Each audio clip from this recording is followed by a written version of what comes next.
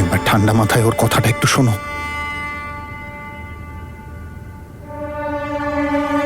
একবার যদি একটু ভাবা। তোমার মাথা ঠিক আছে তো? তুমি কি করে মিথ্যেকে সাপোর্ট করতে পারো? তুমি দেখতে পাচ্ছ না তনু কিভাবে সবাইকে মিথ্যে কথা বলেছে?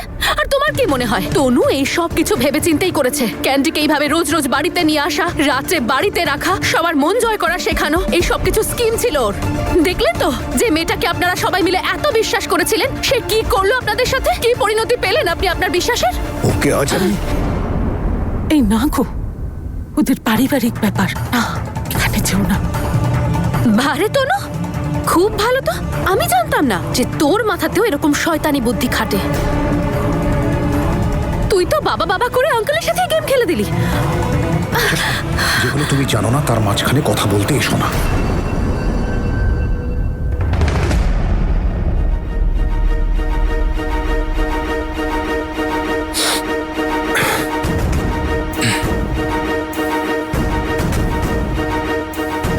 শোনো না গো, তুমি পুরনো কথা ভুলে যাও না। তুমি আজকে সিমরান বাড়িতে এসেছে, তোমার নাতি এসেছে। আমি তোমার কাছে জোর হাত করছি, ওদের থাকতে দাও প্লিজ, ওদের ক্ষমা করে দাও।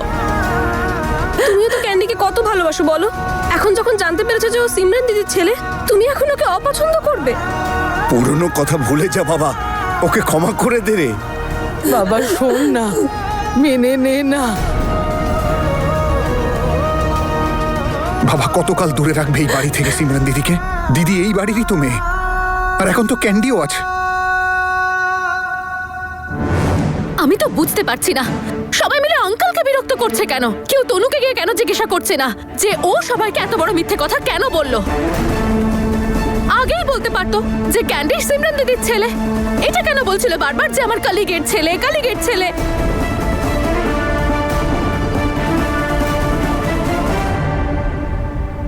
আচ্ছা, এমন কি পরিস্থিতি হয়েছিল যার জন্য এত বড় মিথ্যে বলতে হলো তোকে? জানি না এমন কোন টপ সিক্রেট লুকিয়ে রেখেছে ও আর সিমরান দি এই ক্যান্ডির ব্যাপারে।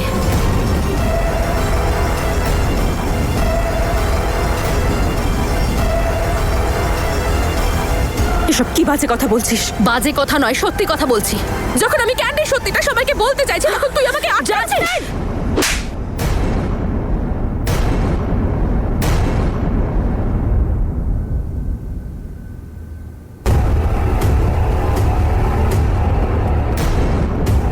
নিজের মুখটা বন্ধ কর, আর যে ব্যাপারে কিছু জানিস না সেই ব্যাপারে উল্টো পাল্টা কথা বলা বন্ধ কর।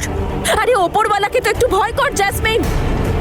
এখানে যারা দাঁড়িয়ে আছে সবাই বাবাকে বোঝানোর চেষ্টা করছে যাতে উনি ক্যান্ডি আর সিমরানদিকে আপন করে নেন, আর তুই একটা বাচ্চার পরিচয় নিয়ে প্রশ্ন তুলছিস।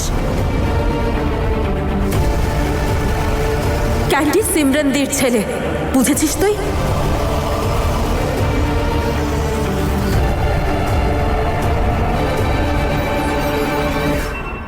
আঙ্কেল, একে যেভাবে নিয়ে এসেছিলি সেইভাবে ফিরিয়ে দিয়ে আয়।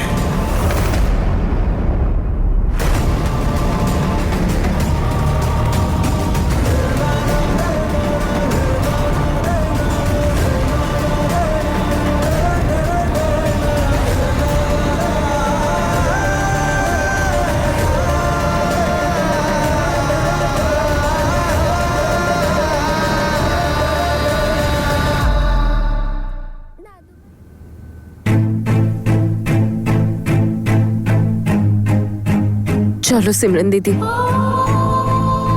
ফিরে চলো। ঠিকই বলেছিলে তুমি, এখানে তোমার জন্য কোনো জায়গা নেই, না এই বাড়িতে আর না কারোর মনে।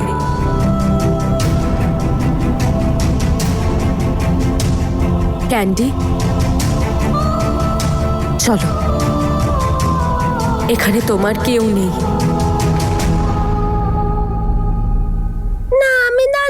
কাছে যাব না, আমি বললাম তো আমি ক্যান্ডি? দাদু ভাইয়ের কাছে যাব, আমি দাদুর কাছে যাব।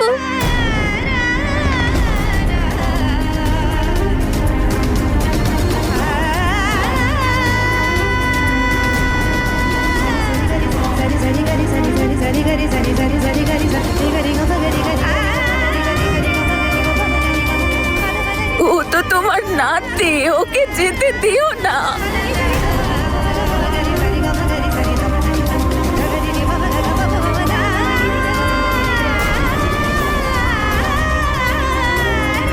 বাবা প্লিজ, বাবা আটকাও ওদের প্লিজ।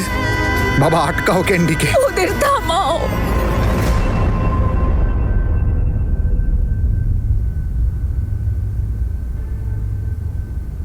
कोई खुशी फिर ना आए नजर, कोई अपना कभी रूठ जाए अगर। দাদু ভাই কি হয়েছে? তুমি আমার উপর রাগ করেছো? কারণ আমি তোমার আনা ড্রেসটা পরিনি তাই তুমি আমার উপর রাগ করেছো? সরি দাদু ভাই।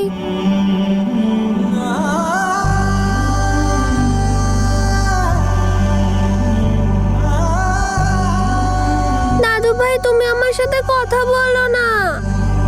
कोई আচ্ছা ঠিক আছে, আমি তোমার আনা ড্রেসটাও পরে নেব। कोई अपना তারপর তো তুমি আমার সাথে কথা বলবে। जाए এখন ভাব তো বলো।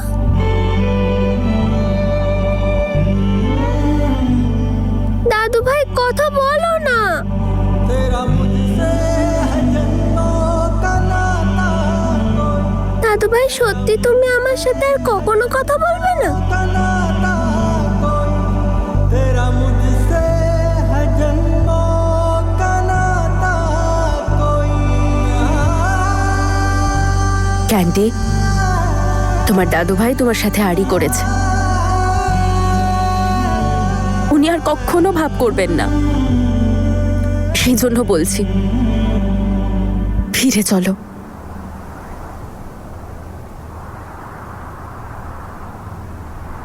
দাদু ভাই, দাদু ভাই।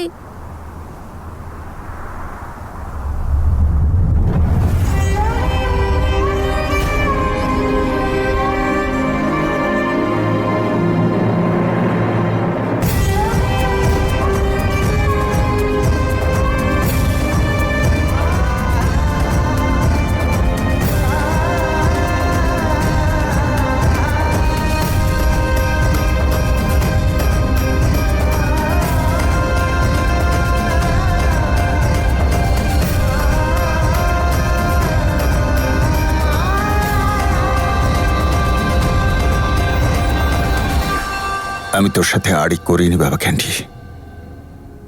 এবার থেকে তুই এ বাড়িতেই থাকবি আমার সাথে।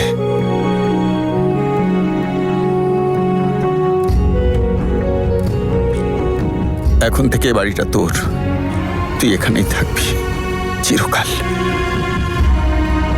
সব সময় তো থাকতে পারবো না। কেন? মাম্মাকে ছেড়ে আমি এখানে কি করে থাকবো? তোকে কে বলেছে তোকে মাকে ছেড়ে থাকতে হবে? তার মানে তুমি বলছো মাম্মাও একসাথে থাকবে এখানে? হ্যাঁ সোনা।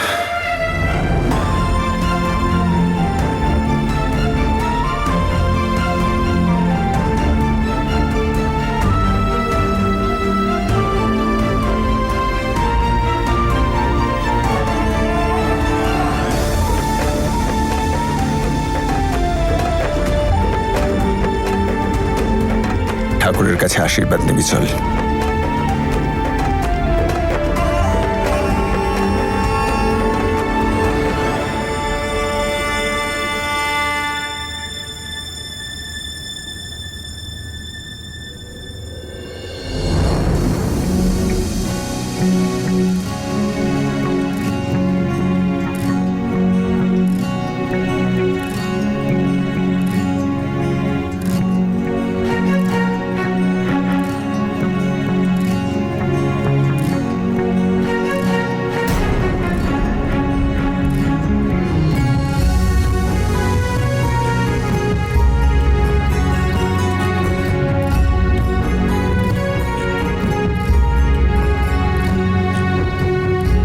বুঝলাম এটাই তো জরুরি কাজ ছিল।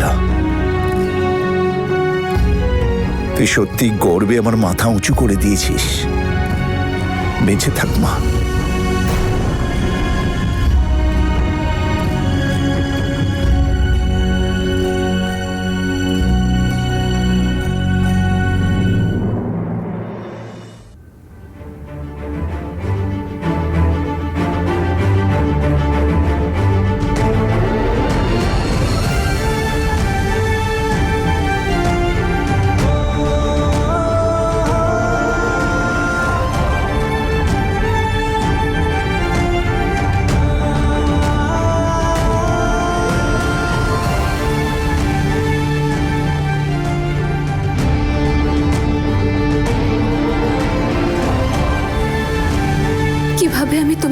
ধন্যবাদ জানাবো মা, তুমি আজ আমার স্বপ্ন পূরণ করলে।